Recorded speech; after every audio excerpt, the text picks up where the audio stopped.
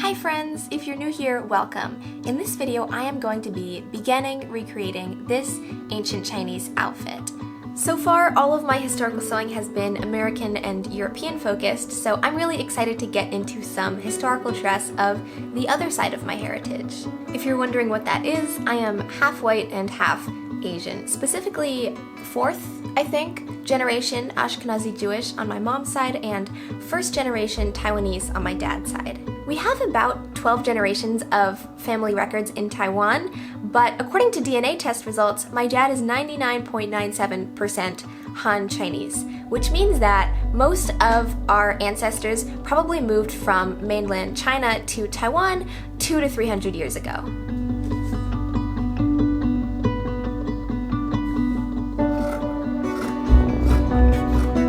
That I've seen next to this painting is 950, which is kind of this in-between period between the Tang and Song dynasties, where there were a bunch of different people and groups coming to power, and there was a lot happening.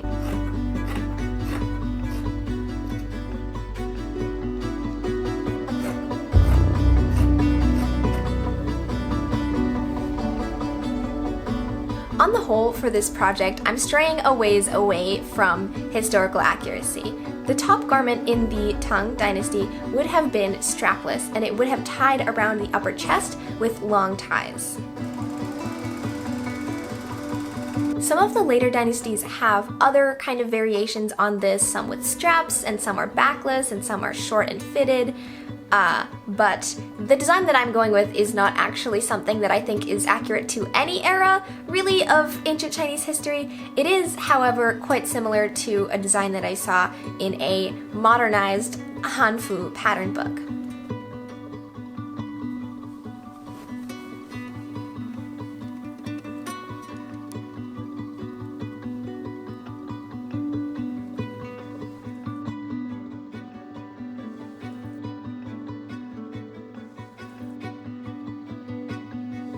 Like many other minorities, my dad and his parents had to assimilate with whiteness and with white culture as a means of survival.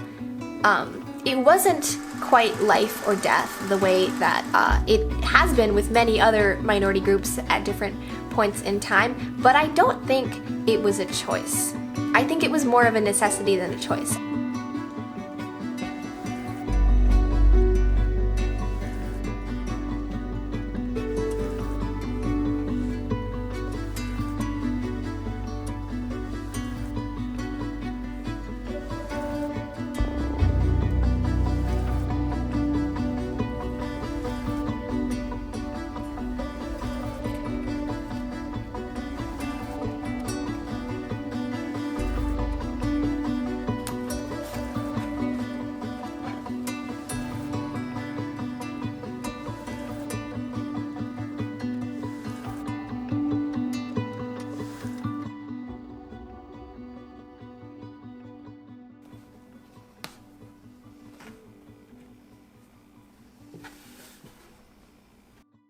The Chinese name for this strapless upper garment is mo xiang, which Google translates to tube top, which makes sense.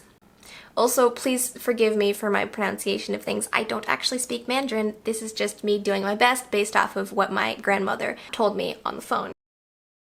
Hopefully you can't hear the crickets and the people mowing their lawns, but I have just finished this lovely embroidery. I'm pretty happy about that. I haven't done embroidery in a while, and I've never done this specific kind of embroidery. I did this with one single thread of your normal cotton embroidery floss, and I tried to blend colors. So I'm pretty happy with that. Now let's move on to the pants.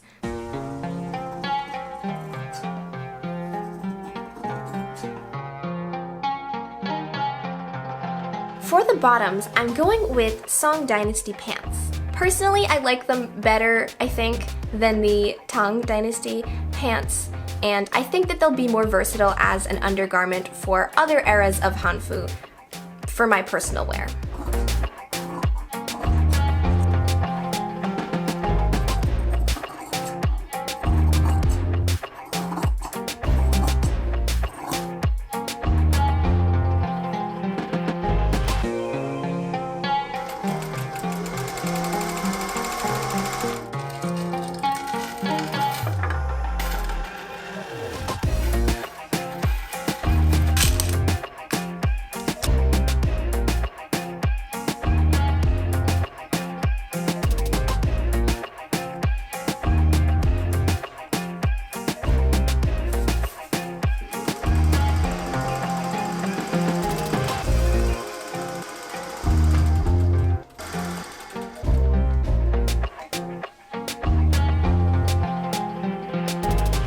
why I'm so excited about this project and about starting to recreate more and learn about more Asian dress history is that I learned so little about Chinese and Taiwanese history growing up. The Tang Dynasty was kind of considered a golden age, and still is. It was a period of a lot of prosperity and a lot of cultural exchange and looser dress regulations. People showed cleavage and ankles, different gender expression. There are paintings of what I've heard described as women wearing men's clothing, which was common and which was a thing for women of all different classes.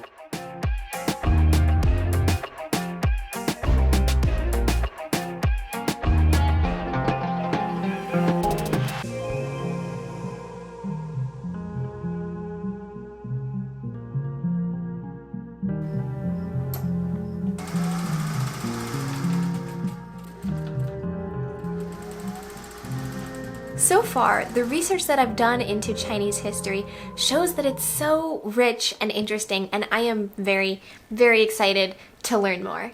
So please enjoy my vaguely ancient Chinese underwear. So I realized after the fact that I should have made these ties much longer and attached at the top rather than the middle of the waistband, so they could wrap around and tie either in the back or continue and then tie in the front, but they're too short. So I'm gonna change this and add probably just some ribbon to the top for ties, but for now we have a safety pin.